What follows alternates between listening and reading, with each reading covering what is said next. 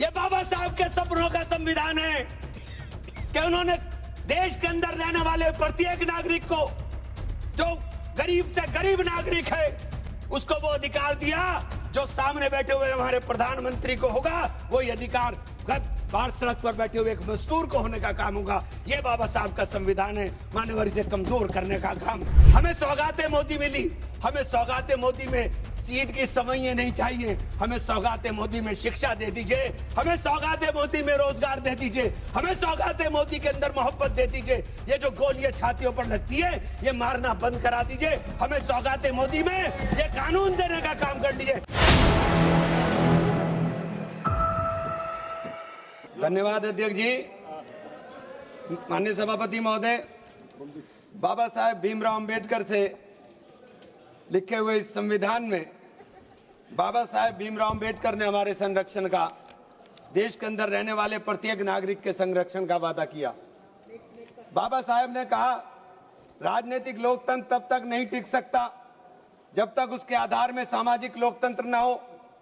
और सामाजिक लोकतंत्र का अर्थ है एक ऐसी जीवन शैली जो स्वतंत्रता, समानता और बंधुत्व के जीवन के सिद्धांतों के रूप में मान्यता देती है। मान्यवर, वक्फ बिल ला करके जिन्होंने इस वक्फ बिल को ड्राफ्ट किया, मुझे बड़ा ताज्जुब होता है बार बार। वक्फ के बारे में आपको जानकारी, वक्फ है क्या? वक्फ एक फरीजा है। हर मुसलमान के लिए जिसकी जो हैसियत है, वो अपनी हैसियत के हिसाब से अपनी प्रॉपर्टी को या किसी भी चीज को अल्लाह की राह में वक्फ करता है।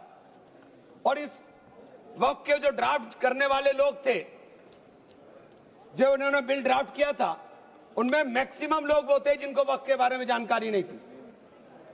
और मैं एक बात बहुत दावे के साथ कहता हूं कि 90% लोग ये नहीं बता पाएंगे, मुसलमान के अलावा, कि पाकी और नापाकी क्या होती है। तो आप वक्फ को क्या जानेंगे? ये जो बार बार कह रहे हैं कि मुस्लिम में सदस्य, गैर मुस्लिम सदस्य शामिल होने चाहिए, नहीं होने चाहिए, वक्फ को मुसलमान समझता है, जानता है, इसकी जो जरूरत है उसको पहचानता है, इसलिए इस बात को कहा जा रहा है। वरना सारा प्रबंधन जो वक्फ बोर्ड का है वो तो सरकारों के ही हाथ में। लेकिन इसमें जो सबसे बड़ी बात है कि बार बार ये शोर मच रहा है, जेडीयू भी कहती है, टीडीपी भी कहती है और सहयोगी दल भी कहते हैं कि हमने वक्फ बाय यूजर को खत्म कराने का काम कर दिया। माननीय अध्यक्ष जी, मैं इसकी धारा 3R1 को, जिसके अंदर वक्फ बाय यूजर था, उसको हटा दिया गया। और क्या शामिल किया गया, मैं ये पढ़ करके बता रहा हूं। ये बिल है, इसके अंदर लिखा है, परंतु वक्फ संशोधन अधिनियम 2025 के प्रारंभ पर या उसके पूर्व उपयोगकर्ता द्वारा वक्फ के रूप में रजिस्ट्रीकृत संपत्तियों को उपयोगकर्ता द्वारा विद्यमान वक्फ इसके वक्फ संपत्ति के रूप में बना रहेगा, सिवाय, बस आगे आ गया काम, सिवाय संपत्ति पूर्णतः या भागतः विवादाग्रस्त है या कोई सरकारी संपत्ति है। माननीय सभापति महोदय, 2005-6 में विभिन्न राज्य के बोर्डों द्वारा सच्चर कमेटी के समक्ष ये कहा गया, दिल्ली में 316, राजस्थान में 60, कर्नाटक में 42, मध्य प्रदेश में 53, उत्तर प्रदेश में 60, उड़ीसा में 53 ऐसी प्रॉपर्टी हैं जिनके ऊपर सरकार के कब्जा किया हुआ है।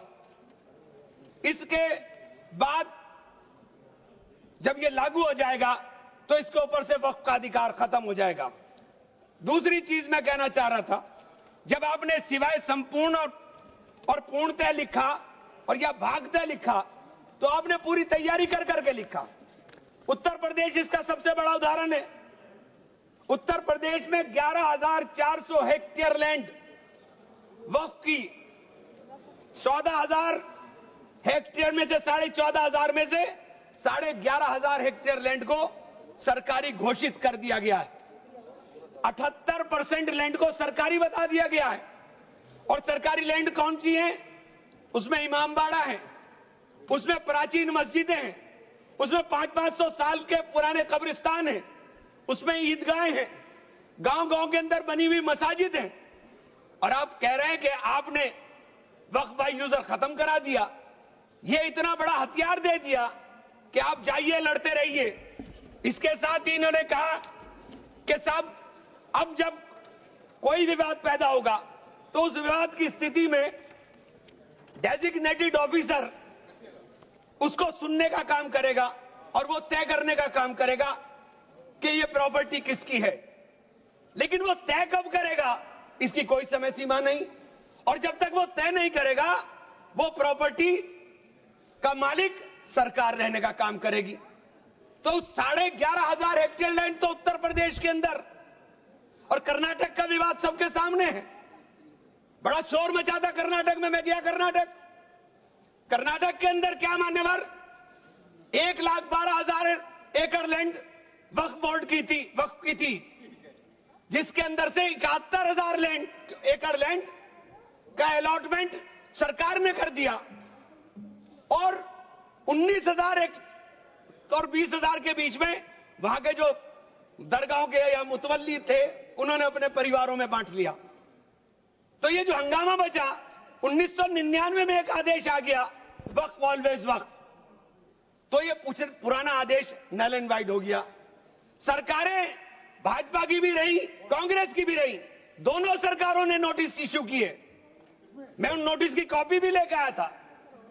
दोनों सरकारों ने नोटिस इश्यू किए, लेकिन जेपीसी ने हंगामा उतरा तो सब हमारे चेयरमैन साहब भी हवाई जहाज लेकर के गए, लेकिन खोदा पहाड़ निकली चुईया, वहां कुछ मिला ही नहीं, वहां कुछ नहीं मिला।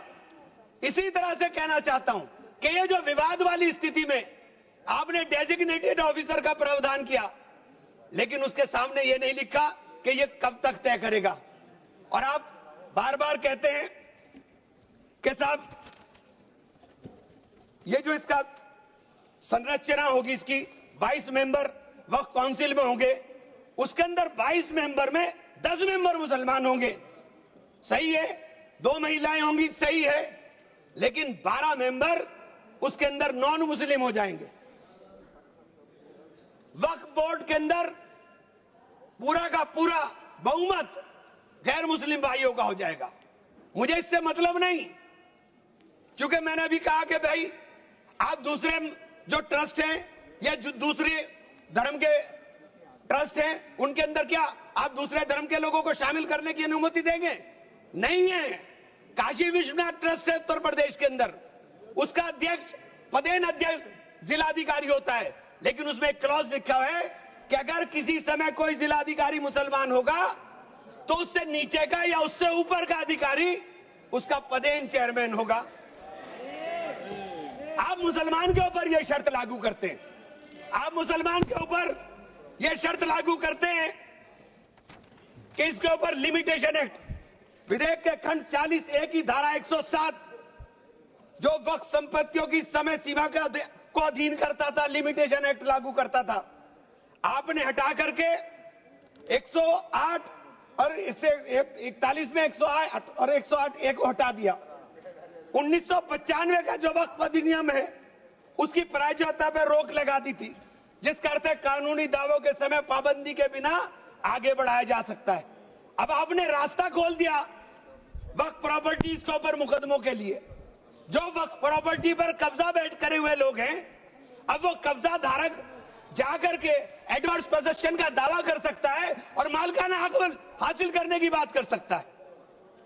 आपने जो अपराध करने वाले लोग हैं, जो कब्जा करने वाले लोग हैं, वो पहले गैर जमानती हुआ करता था, आपने उसे जमानती कर दिया, आपने उसे अधिकार दे दिया कि तुम कुछ भी करो, तुम्हें जमानत तुम कराने की जरूरत नहीं है। तो आपने तो पूरा का पूरा खुला मैदान उसके सामने खड़ा कर दिया। आपने बार बार कहा कि हम लोग मुसलमानों के हक की बात कर रहे हैं। आप मुझे एक ट्रस्ट बता दिए, कोई दूसरा, कोई एक संस्था बता दीजिए जिसके अंदर जो धार्मिक के नाम पर हो और उसके अंदर लिमिटेशन एक्ट ना हो। हमारे ऊपर से हटा रहे हैं, हमारे ऊपर से हटा रहे हैं, बाकी सबको छूट मिलेगी। और ये छूट भी टेम्परेरी है, क्योंकि आपके कानून के जरिए नजर सब समुदाय के जो जमीनें हैं, जो ट्रस्टों के पास पैसा है, उसके ऊपर लगी हुई है। हमारी जमीन, ये बार बार वामसी पोर्टल का जिक्र हो रहा था। वामसी पोर्टल में प्रॉपर्टी है 4,90,000 से एकदम मंत्री जी ने, माननीय मंत्री जी ने कहा 7 लाख कुछ चली गई। तो ये प्रॉपर्टी कोई वक्त नहीं की गई किसी ने। ये जो वामसी पोर्टल के ऊपर दर्ज हुई संपत्ति, कब्रिस्तान के अंदर वसूगा, एक प्रॉपर्टी वसूगा, एक प्रॉपर्टी मस्जिद, एक प्रॉपर्टी में कब्र, एक ही प्रॉपर्टी की 3-3, 4-4 बना दी। और आपने बता दिया कि वामसी पोर्टल ने, और 10 साल माने मंत्री जी, 10 साल का बहुत समय होता है।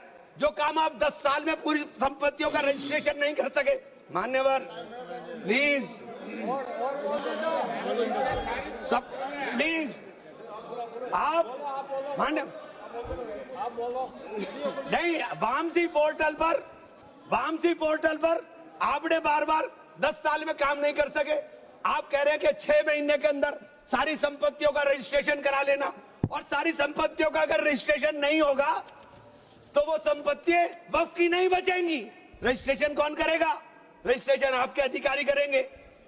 जब 10 साल में नहीं कर सके तो 6 महीने में कैसे करेंगे? और ये पूरी तरीके से संविधान विरोधी कानून है। साथ अनुच्छेद 14, अनुच्छेद 16, अनुच्छेद 26 और अनुच्छेद 25 का सीधे सीधे ओवरलैपिंग करने का काम करता है। आपसे अनुरोध है कि मैंने 2 मिनट का समय और दे दें। ये बार बार कहते हैं कि प्रैक्टिसिंग मुस्लिम। आप एक बात बता दीजिए, आप प्रैक्टिसिंग मुस्लिम की बात कर रहे हैं, आप किस तरह तय करेंगे कौन प्रैक्टिसिंग मुस्लिम है? ये कौन बताएगा कि आपकी क्या परिभाषा है प्रैक्टिसिंग मुस्लिम की? सारे मुसलमान 5 वक्त नमाज नहीं पढ़ते, सारे मुसलमान रोजा भी नहीं रखते, और उसका पैमाना क्या होगा कि वो मुसलमान है कि नहीं है? तो ये आपने रास्ते इस तरह खोल करके ये सीधे सीधे जो संविधान के अंदर हमारी धारा 14 में अधिकार है, उसके ऊपर आपने अतिक्रमण करने का काम कर दिया। मैं आप लोग एक माननीय चेन्नप्पा रेड्डी के एक कथन को जरूर कहना चाहूंगा। हमारी परंपरा हमें सहिष्णुता सिखाती है, हमारा संविधान, ये संविधान हमें सहिष्णुता का अभ्यास कराता है। हमें इसे कमजोर नहीं करना चाहिए, यही संरक्षण दे रहा है हमें। ये बाबा साहब के सपनों का संविधान है कि उन्होंने देश के अंदर रहने वाले प्रत्येक नागरिक को, जो गरीब से गरीब नागरिक है, उसको वो अधिकार दिया जो सामने बैठे हुए हमारे प्रधानमंत्री को होगा। वो ये अधिकार बाहर सड़क पर बैठे हुए एक मजदूर को होने का काम होगा। ये बाबा साहब का संविधान है। मान्यवर, इसे कमजोर करने का काम मैं आप हाथ जोड़कर विनती करता हूं। अभी हमें सौगाते मोदी मिली, 1 सेकंड, हमें सौगाते मोदी मिली। हमें सौगाते मोदी में ईद की सवैयां नहीं चाहिए, हमें सौगाते मोदी में शिक्षा दे दीजिए, हमें सौगाते मोदी में रोजगार दे दीजिए, हमें सौगाते मोदी के अंदर मोहब्बत दे दीजिए। ये जो गोलियां छातियों पर लगती है, ये मारना बंद करा दीजिए। हमें सौगाते मोदी में ये कानून देने का काम कर लीजिए। बहुत बहुत धन्यवाद मान्यवर।